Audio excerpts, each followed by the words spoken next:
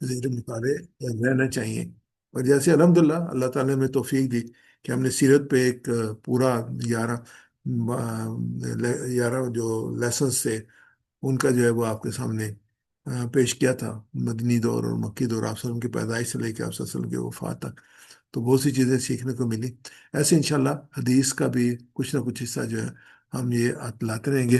حدیث مبارک کا ایک سے اللہم آتی نفسی تقواہا، کہتے ہیں تو اس میں تقوی آئے گا، تزکیہ آئے گا، کارساد آئے گا، یہ چیزیں ہمارے سامنے آئیں گی۔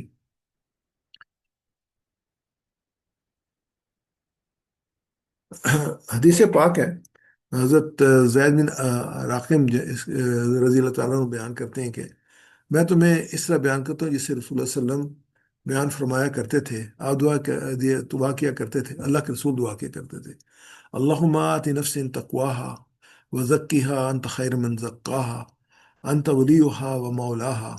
اے میرے اللہ، میرے نفس کو تقوی عطا فرما، اس کو پاک و صاف کر دے، تو ہی ان کا سب سے بہتر تزکیہ فرمانے والا ہے، تو ہی اس کا سرپرست اور کارساز ہے۔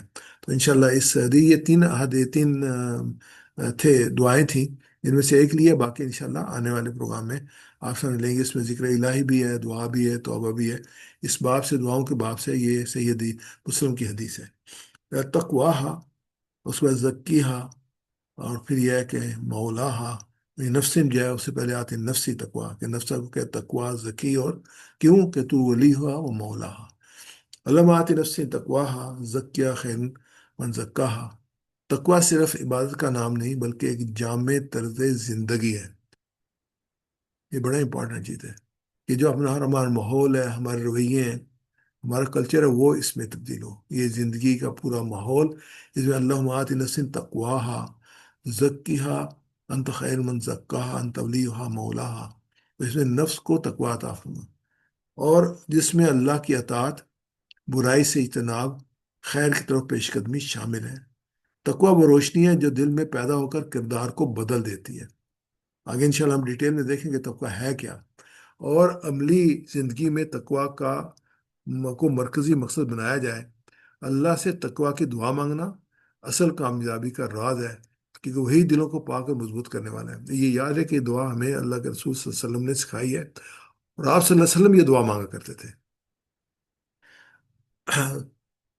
زکیہا انت خیر من زکاہا، اسے پاکیزہ کر دے، تو ہی بہترین پاکیزہ کرنے والا ہے۔ تزکیہ کا معنی ہوتا ہے پاک کرنا، ابھارنا، نشو و نما دینا، تزکیہ کا معنی۔ اس کا صاف مطلب یہ ہے کہ جو شخص فلاح کا راستہ اختیار کرنا چاہتا ہے، اس کے لیے ضروری ہے کہ وہ اپنے افکار کو فکری گمراہیوں سے پاک کرے، سوچ سے اس کو پاک کرے، اپنے اعمال کو، یہ عمل ہے، کو نافرمانیوں کی آلودگی سے بچائے، اور اپنے اخلاق کو ہر طرح کے ناپاک خواہشات سے بچائے۔ یعنی اس میں کہ کون کون سی چیزیں آ گئی ہمارے سامنے، افکار آئے، فکر آئی، اعمال آئے، اور اخلاق آئے، تین چیزیں آ گئی۔ ان تینوں چیزوں کا مجموعہ جو ہے نفس ہے، اور ان سے ہم جو ہے وہ اللہ تعالیٰ کے دعا کریں کہ اللہ تعالیٰ ہمیں پاک کرنے کی، اس کو نشو و نما دینے کی، سکھانے کی توفیق عطا فرمائے۔ اس طرح اس کے اندر بھلائی نشو و نما پائے گی، اور آہستہ آہستہ وہ تقوی کی سیڑھیوں پر چڑھتا چلا جائے گا۔ یعنی تقوی جو ہے وہ جیسے ایمان کا بھی اضافہ ہوتا ہے، کمی بھی ہوتی ہے، ایسے یہ تقوی بھی انسان کا بڑھتا ہے اور کم ہوتا ہے۔ اللہم آت نفس تقواہا زکیہا انت خیر من زکا انت ولیہا و مولاہا، تو ہی اس کا ولی اور کارساز ہے۔ ولیہا، ولی کا مطلب یہ ہے کہ قریب ترین مددگار، سرپرست، دوست جو حفاظت، نصرت، محبت کے ساتھ رہنمائی بھی کرے۔ یہ کون ہے؟ اللہ ہے۔ انت ولیہا، کہ تو یہ کرنے والا ہے۔ مولاہا کا مطلب ہے کہ تو مالک ہے، کارساز ہے، سرپرست ہے، وہ ذات جو ہر معاملے آخری فیصلہ و مدد کی قدرت رکھتی ہو۔ یعنی تو ہی ہمیں مدد کر سکتا ہے اس کو، نفس کو تزکیہ کرنے میں، کہ تو ہی بہترین تزکیہ کرنے والا ہے، تو مولا بھی ہے اور تو ولی بھی ہے۔ اللہ کی ولایت کا مطلب یہ ہے کہ بندہ ہر حال میں اللہ کو اپنا سرپرست اور مددگار سمجھے۔ یہ تعلق انسان کو خوف اور غم سے نجات لاتا ہے، اور مشکلات میں حوصلہ بخشتا ہے۔ پیغام یہ ہے کہ مومن اپنے جو ہے وہ تمام معاملات ہر حال میں اللہ کے سپرد رکھنا چاہیے، اللہ پر بھروسہ رکھنا چاہیے، اور نہ صرف اسباب پر۔ یعنی بھروسہ کس پہ ہو؟ اللہ پہ بھروسہ ہو، اسباب پہ بھروسہ نہ ہو۔ یہ بڑی کوشش ہے اسباب کو کرنے کی، استعمال کرنے کی، لیکن بھروسہ اللہ پر ہے کرنے والی۔ یہ پوری جو ہے نا، یہ پوری آیت مبارکہ ہمیں یہی بتایا، یہ جو دعائیں مبارکہ ہے اللہ کے رسول صلی اللہ علیہ وسلم نے مانگی، یہی ہمیں بتا رہی ہے۔ وزکی ہاں تو خیر من زکاہا، اسے پاکیزہ کر دے، تو ہی بہترین پاکیزہ کرنے والا ہے۔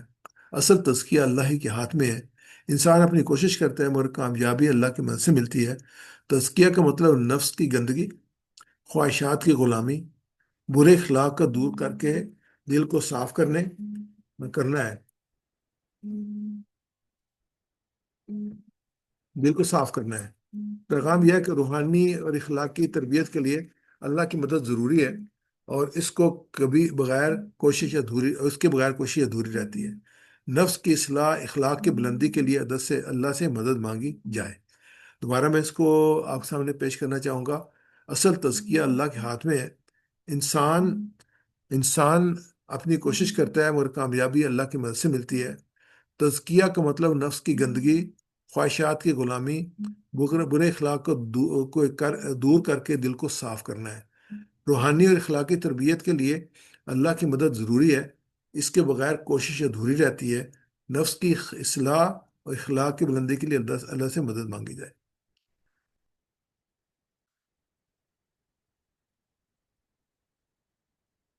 انسان کی اصل کامیابی دولت، عہدے اور شہرت میں نہیں، بلکہ اپنے نفس کو قابو کرنے، اس کو پاک کرنے میں ہے۔ ہم تو یہ سمجھتے ہیں نا کہ جو جس کو دولت مل گئی اور عہدہ مل گیا اور شہرت مل گئی وہ کامیابی نہیں، نفس قابو کرنے میں۔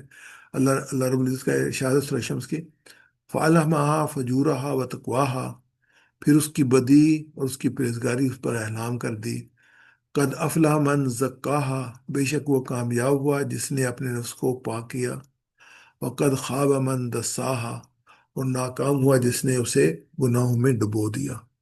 یہ بڑی امپورٹنٹ چیز ہے، یعنی کہ فَأَلْهَمَهَا فَجُورَهَا وَتَقْوَاهَا، پھر اس کی بدی اور پرہیزگاری اس پر الہام کر دی گئی۔ کامیاب کون ہوا؟ جس نے اپنے نفس کو پاک کیا۔ ناکام کون ہوا؟ جس نے گناہوں میں ڈبو دیا۔ اور نفس کی پاکی کیا ہے؟ نفس کی پاکی یہی ہے کہ انسان اللہ کے رسول کے مطابق، احکامات کے مطابق اعمال کرے۔ وہی ہمیں جو گائیڈ کرنے والے ہیں، وہی ہمیں بچانے والے ہیں، وہی جو ہمارے لیے جو آخری لفظ ہے کہ یہ کرنا ہے، اس کے حکم میں چلنا ہے۔ اور پھر یہ کام بھی جو کرے وہ صرف اللہ کی رضا کے لیے کرے، اللہ کو خوشی کرنے کے لیے کرے، لوگوں کے لیے نہ کرے۔ اور یہ بڑی اہم مثال ہے کہ جب کسان بیج ڈالتا ہے تو بارش اللہ کے ہاتھ میں ہے، ویسے ہم بھی کوشش کرتے ہیں، لیکن کسان کو بیج ڈالنا پڑتا ہے۔ جب تک بیج نہیں ڈالے گا اس تک فصل تیار نہیں ہوگی۔ جو بیج ڈالے گا زمین کے حوالے کرے گا، اور پھر جب بارش، ہوا، سورج، جو اللہ کی نعمتیں ہیں، ان کی وجہ سے بیج جو ہے وہ فرٹائل بھی ہوگا، باہر بھی نکلے گا، پھل بھی دے گا، سب کچھ ہوگا۔ اور پھر وہ دعا بھی کرے گا اس کا، کہ تو اللہ تعالیٰ اس کو ناگہانی آفتوں سے بچا لے۔ مگر اصل تقویٰ دل کی پرہیزگاری اللہ کی عطا ہے، یہ گفٹ ہے اللہ کا، لیکن انسان کو کوشش کرنا ضروری ہے، جیسے کسان کے لیے بیج ڈالنا ضروری ہے۔ اگر وہ چاہے تو ایمان کو دلوں کا زیور بنا دیتا ہے، اگر چاہے تو انسان کو خواہشات کا غلام بنا کے چھوڑ دیتا ہے۔ الٹیمیٹ اسی کے پاس ہے، نصیب اس نے لکھا ہوا ہے، لیکن انسان کو کوشش کرتے رہنا چاہیے۔ یہاں پہ چند ایک نکات ہیں جو آپ سامنے پیش کرنا چاہوں گا، اور اس میں جو ہے وہ بڑے اہم، یہ میں نے جو ہے وہ میں سلائڈیں دوسری کھول لی ہیں، جہاں میں نے بھی کام کیا تھا وہ یہ نہیں ہے۔ اینی ہو، مجھے پتا ہے کہ میں نے کیا کہنا ہے۔ یہ تقویٰ جو ہے دل کی بیداری، خدا ترسی کا جذبہ ہے۔ تقویٰ کسی خاص لباس، انداز، معاشرت کا نام نہیں، بلکہ دل کی وہ کیفیت ہے جو خدا کے خوف اور ذمہ داری کے احساس سے جنم لیتی ہے۔ تقویٰ انسان کے ظاہر سے زیادہ اس کے باطن کا حال ہے۔